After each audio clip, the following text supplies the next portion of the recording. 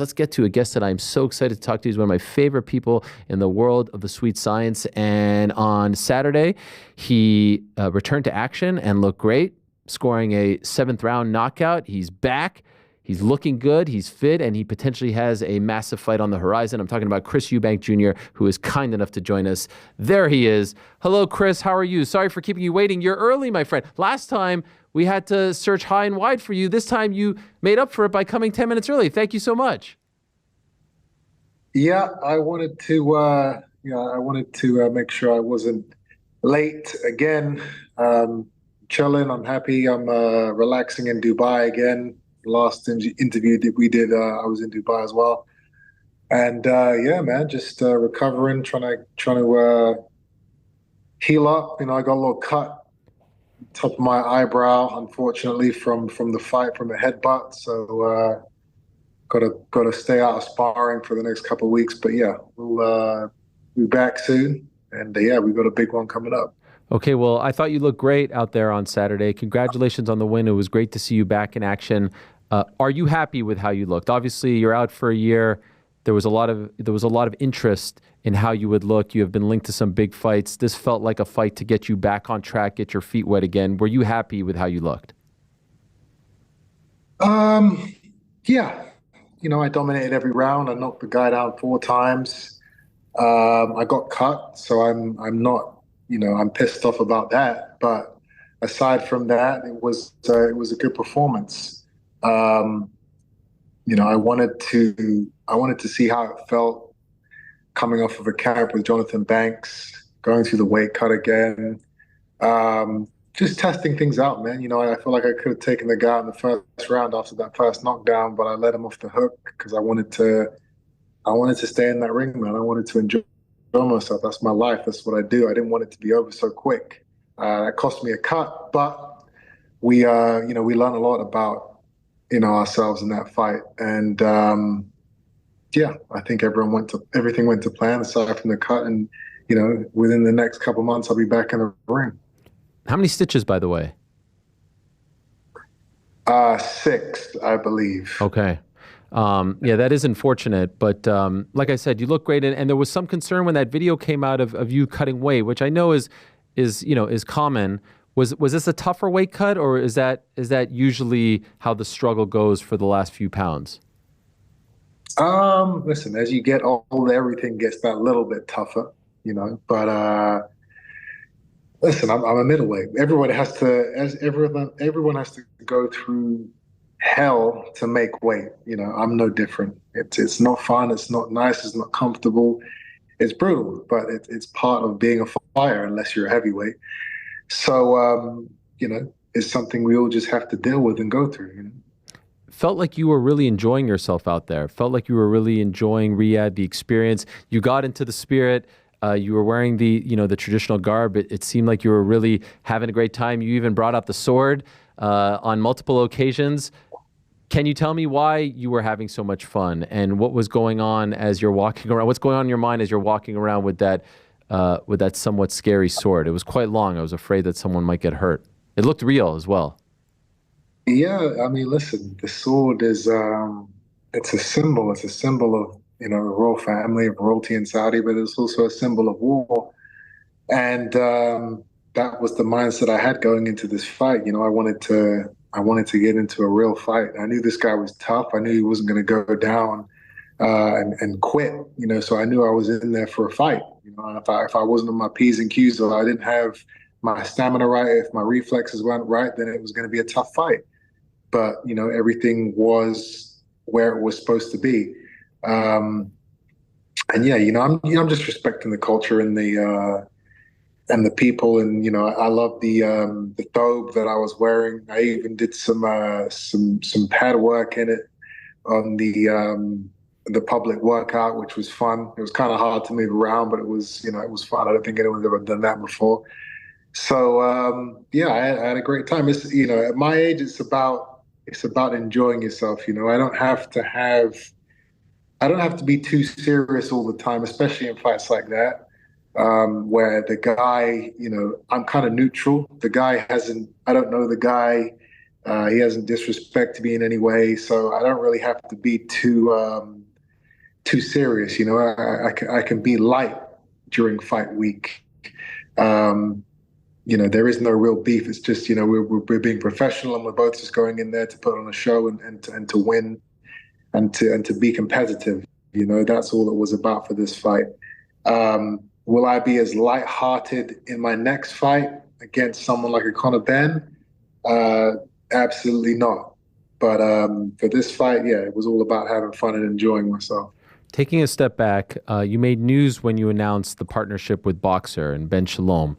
Ultimately, why did you decide to go that route? Why did you link up with him? I've made that pretty public already in my press conference a few weeks back. You can. Oh, I didn't see that. I wasn't aware of. No, I'm kidding. I'm joking. Everyone saw it. Come on. It was quite the day. Fair enough. You want to leave it at that? You know, I said what I said. It's you know, it can't be taken back. Do you regret saying what you said? A lot of people, you know, have issues with managers, promoters, teammates, you know, people that are supposed to be on their side, but they're not. You know, so I was kind of just speaking about all the people that have been, you know, fucked over in their careers. And, you know, to be honest, I think every single fighter on planet Earth has dealt with some type of bullshit, you know, during their career. No one's gone through their entire career not having to deal with something. So, you know, it is what it is. At the end of the day, you know, fighters should come first. That is the, you know, that should go without saying. But the insane thing is that it's actually not the case. So many times the fighters don't come first or second or third. You know, there are people that, you know, are put in front of the fighters. And that's why I'm so happy to be involved with His Excellency Turki Al-Sheikh, because he is probably the only promoter in history that puts the fighters first every single time. Before him, before the promoters, before anybody. All right, I'm going to give this fighter what he deserves to go out there and risk his life. Even if, you know, maybe I lose money on the show, fighters come first. And that is amazing. That is, it's unheard of. So it's a great time to be a fighter. If you can get into that mix, if you can get onto that scene, it's an amazing journey. It's an amazing path. And I'm there. You know, my journey began on the weekend. Now moving forward, we can make massive fights with that contingency in Saudi Arabia backing us. And, you know, I'm excited, man. I'm looking forward to everything that's coming. And so obviously before the fight, the face-off, if you will, with Conor made headlines, and then immediately after the fight, I mean, he walked into the ring with ease. That made headlines, and Turki Al-Sheikh said that he would like to make that fight, and it seems like everyone, you know, wants to make that fight. Let me ask you this. It's a several-parter, but I'll start with this one. Did you know that he was going to be there before the fight? Did you know that you were going to run into him? And if not, were you annoyed that all that popped off before, you know, as you're cutting weight before a big return fight for you? For sure, I was annoyed. You know, the last thing I want to do is have some idiot in front of me pushing me while I'm trying to cut weight. No fluids, no food, you know, barely any sleep. And then I've got some idiot pushing me, talking shit in front of me, in front of all these cameras. I had no idea that it was going to happen, but it did. And, you know, it's one of those things. It shows you who Conor Benn really is. You know, that he would pick that day of all days to come and try and stand in front of me. There's been plenty of other occasions where if he was really about that life, he could have been in front of me. You know, we were both at the fight, the AJ Dubois fight. He knew I was there. He chose to stay away from me. But all of a sudden on weight cutting day, oh, he's front and center. Where are the cameras? Where's Chris? And then again in the ring after the fight, when I've just done 7 rounds, so I've got a cut. Oh, he's Mr. Big and Brave with all the security around. Would it be the case if, he see me just walking down the street and he hasn't got his people around him, there's no security, is he going to come up to me and say something then? I doubt it. I really do. But, the exciting thing is we have an opportunity to see how he really is in the build-up to the fight. Whenever it does get made, he's going to be in positions where, he's going to have to show who he really is. So we'll see. So when you say that you have an opportunity and it sounds like everything's lean, can you tell us definitively, is this next for you? Is there an agreement in place, a verbal agreement? What is, in fact, in place as far as you and Conor Benn finally happening? I mean, there's no contract's been signed. The agreements have been verbal in terms of Turkey saying to me that this is what I want. He came into my changing room before the fight and said, "This is all I care about, you and Ben. This is what we want." So that agreement is verbal. Me and Conor both said we want to fight. So now it just comes down to him getting his license back, because obviously he's had a ban for trying to cheat in our last fight, in our first scheduled fight a couple of years ago, when he got caught with performance-enhancing drugs in the system twice. So everyone's saying he's expected to get his license back within the next couple of months or couple of weeks or whenever it's going to be. And then after that, the fight gets made. Does that fight have to be in the UK, in your opinion, or are you past that? Would you be at peace if it's in, let's say, Riyadh? Are you okay with it being somewhere outside of the UK? And I'm assuming if it's not in the UK, it's going to be in Riyadh, Saudi Arabia. I mean, obviously, it's an all British affair. The history is British boxing.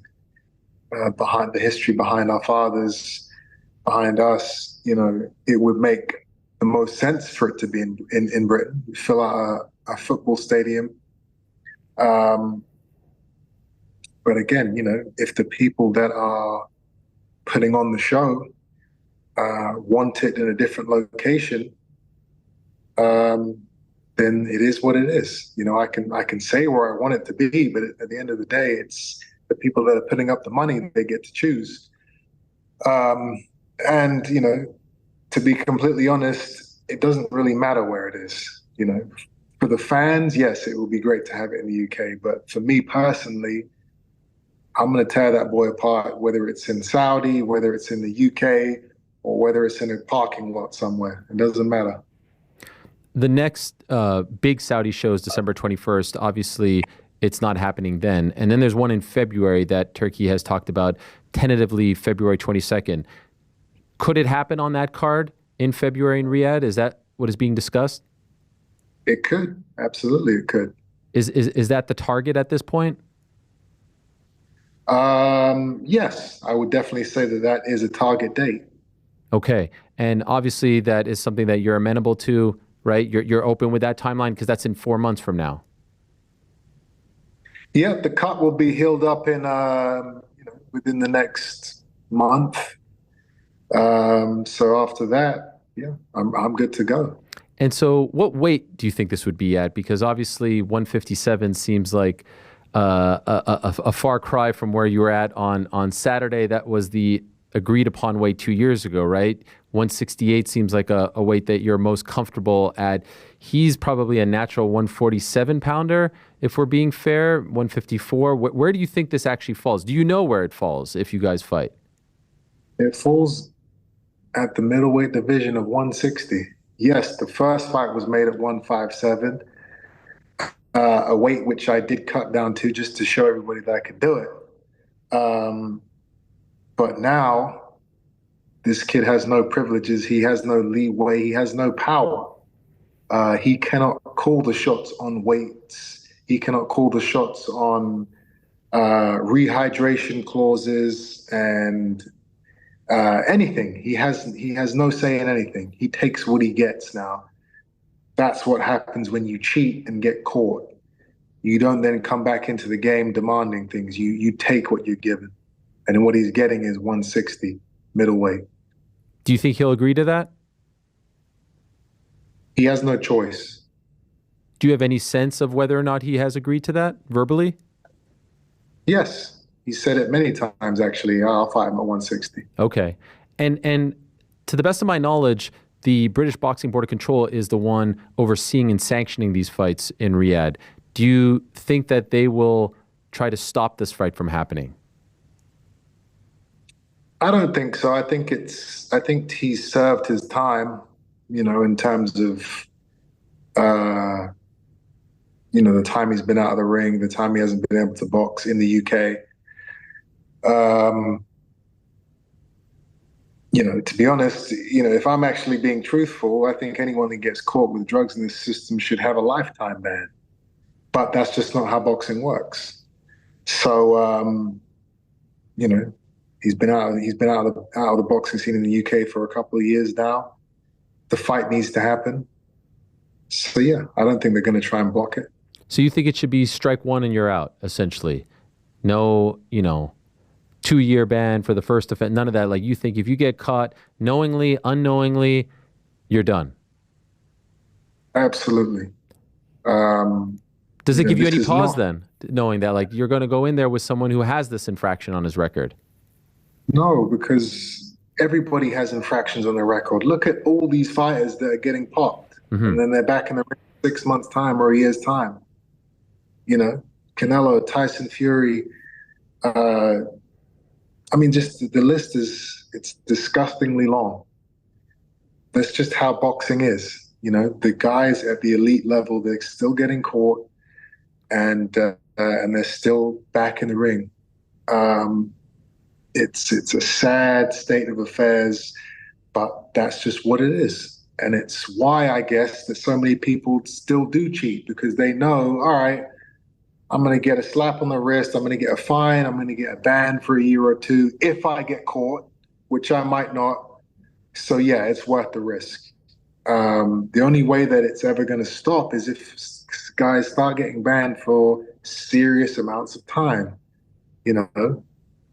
But that, guys are not, these organizations are not doing that because they need fighters to fight. That's the only way that everyone can make money. So, for fighters like me, who continue to stay clean, who continue not to cut corners, who continue to, be model fighters, model citizens in the sport of boxing, it's just, it really does show you the strength of character and who we are, because so many of these guys, they buckle. So many of these guys end up, you know what, let me just take this. Let me just try and see if I can get away with this. No one's going to find out. This doctor's saying it'll be out of my system in this long, and, I'm going to feel great, and I'm going to win, and I'm going to make money, and you know what, let's just do it. So many of these guys are doing it. So for the guys that don't do it, like me, we should be respected. We should be admired. It's real out there, man. 2 years later, what do you believe in your heart of hearts? Did he knowingly take something or unknowingly? What do you think? I mean, the evidence is you can't argue against it. He got caught twice. He failed 2 drugs tests. There's no argument. He was undeniably cheating. And you know what? Even the guys who say, I didn't know, I made a mistake, I didn't realize that this, whatever I ate or took or had in my system, I didn't realize that it was in the food or in the nasal spray, or this guy gave it to me. Even those guys who come out with that story, you still cheated. Because as a professional, it's your job to know absolutely everything that's going into your system at all times. That's what you have to do at the elite level in the sport. You have to be responsible as a man and as a fighter to know, okay, this may have something in it. So let me make sure it's legit. Let me make sure it's okay to take before I take it. If you're not willing to do that with all the money that people are making out here, then even if you didn't knowingly cheat, you did cheat, because it's in your system. It doesn't matter how it got in there. It doesn't matter if you were asleep and someone came and jabbed you in the ass with a syringe. It's your job to protect yourself at all times. And if you don't do that, you're a cheat, you're a scumbag, and you don't deserve to be in the ring. Unfortunately, like I said, guys get away with it. Guys get a slap on the wrist and they're back in the ring. It is what it is. Conor Benn's going to pay for cheating or trying to cheat. I'm going to make him pay dearly for that. There's no part of you within the next month. I'm sorry for interrupting, but I'm just wondering, there's no part of you that says, no, I'm not going to give you the honor of fighting me. You cheated, in my opinion, and I only want to fight clean fighters. Why give him that if you feel like he should be banned for life? I'm a prize fighter. I need to get paid. I need to win money. I need to win titles. I need to win fans. I need to fight, And there's so many guys cheating out there. If you say I'm not going to fight cheaters, you ain't going to fight anybody. At the end of the day, who can you fight? It's sad to say, but it is what it is, man. I got to get paid. I got to do what I do. And if that means fighting a guy who's coming off of a ban, that's what it means. He will be tested like no other for the lead up to our fight. That we will make sure of, and that's the best we can do. Just curious, he was on my show in March before his Vegas fight. He was extremely emotional, talking about considering taking his life in the midst of all this. He has said this to other people. Have you ever seen those clips? And when you see those clips, do you feel any kind of remorse for him? Do I feel remorse for the guy who was taking performance-enhancing drugs to try and beat me in a fight? What type of insane question is that, Ariel? It's not so much. I guess it would go down the path of, perhaps, if you did believe that he unknowingly took something, that it was a tainted supplement or something, or tainted eggs or whatever it is. Who knows how these things get in people's system? And you see a guy crying who's a father and says he was this close to taking his own life. I don't know. You've just answered the question in so many ways, but I was just, and I'm not judging you if you say, to hell with him, he tried to hurt me, I couldn't care less. I was just curious, when you see that, what your reaction is. There are some people who say, crocodile tears, I don't believe it, it's all to get sympathy, it's all a show, to hell with him. And I wouldn't blame you, to be honest, if you felt that way. I was just curious more what your reaction was. The guy is an exceptional actor.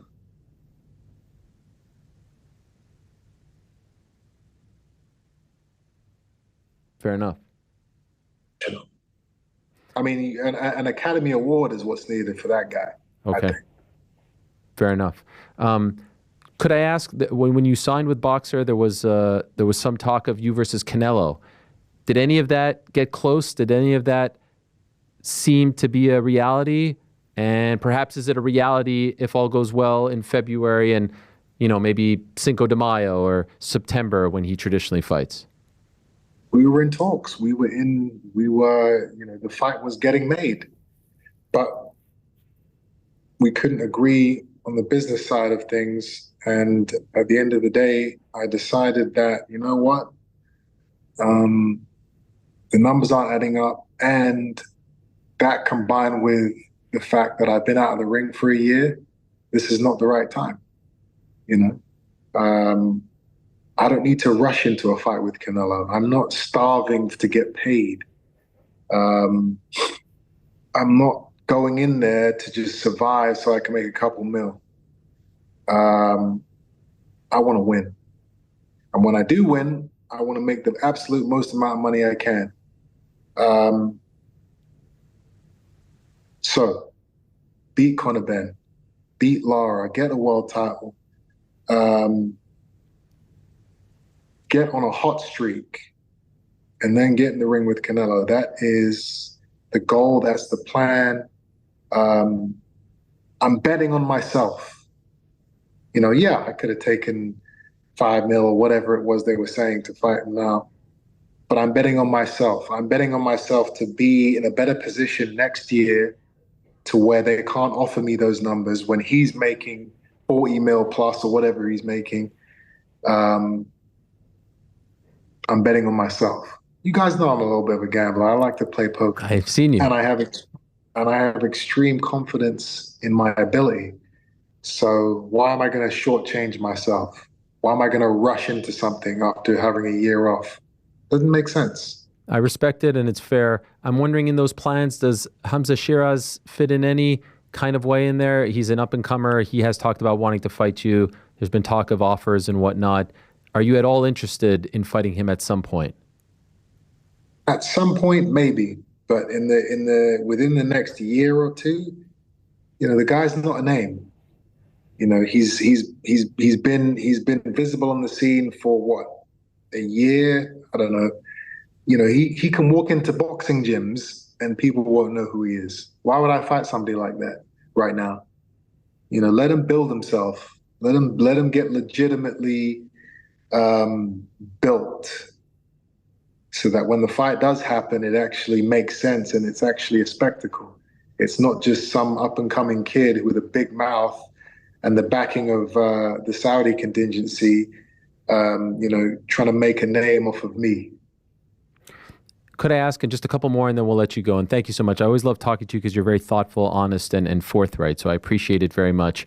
I did notice just a couple of days ago, you tweeted, and I responded to you. I don't know if you saw. You tweeted a video of your father speaking very eloquently, and that is the best way to describe any time your father speaks, because he's one of the most. He's just one of the most unique characters that I've ever come across in my life, and I don't know if I've ever met anyone who speaks quite like him, as well as him. And that gave me perhaps hope that perhaps if you do fight Conor Benn, that he will be involved, and that there's a good standing between you guys. Could you give us any type of update on where you are at with your father, and if you would like for him to be involved because of the history with your father and, of course, Conor's father? I would love for him to be involved. The fact that I even have to say that is insane. How is that even a thing? That his son is going to fight the son of his arch nemesis all those years ago when he was a world champion. How is it a thing that he may not be there? But it's a thing. We don't talk. He has shown no interest in my career for a long period of time now. He's shown no interest in me in a long period of time.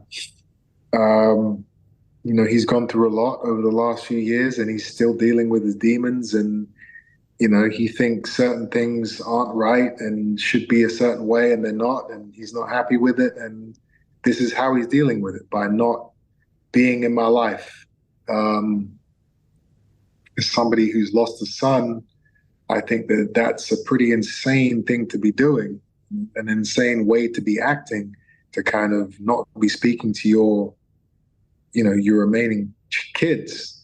But he's his own man. He's dealing with his situation how he thinks he should, and all I can do is sit and wait and hope that he comes around at some point. But I can't tell you if that will happen anytime soon. Have you tried to reach out to him recently to extend any kind of olive branch? Yeah, I message him every once in a while. Don't really hear much back. He doesn't reply.